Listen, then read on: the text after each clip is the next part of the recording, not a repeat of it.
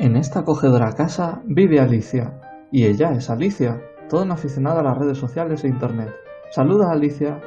Hoy vamos a hablaros sobre almacenar contraseñas en el navegador. ¿Qué haces, Alicia? Estás navegando por internet, ¿a que sí? ¿A qué es muy útil que te almacene las contraseñas en Google Chrome? Así no tienes que acordarte. ¿Lo consideras algo seguro? Pues no lo es. Vamos a imaginarnos que pasa lo siguiente, ¿vale? Pongamos que una persona con malas intenciones, Evelyn, accede a tu ordenador. Podría perfectamente usar tus cuentas y contraseñas almacenadas para comprar online, y sería lo mismo que si te estuviera robando todo tu dinero. Pero peor aún, Evelyn, con tu ordenador, y ya que Google Chrome completa contraseñas en sitios como Facebook, puede adivinar tu contraseña usada. Si cambian el código fuente de la palabra password por text, voilà, tu contraseña queda al descubierto.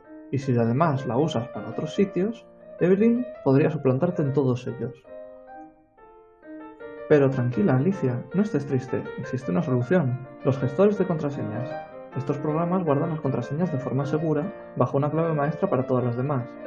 No te autocompletará en redes sociales o en otros sitios, y también tendrás que borrar todas las almacenadas en Google Chrome, pero ganas en mucha seguridad.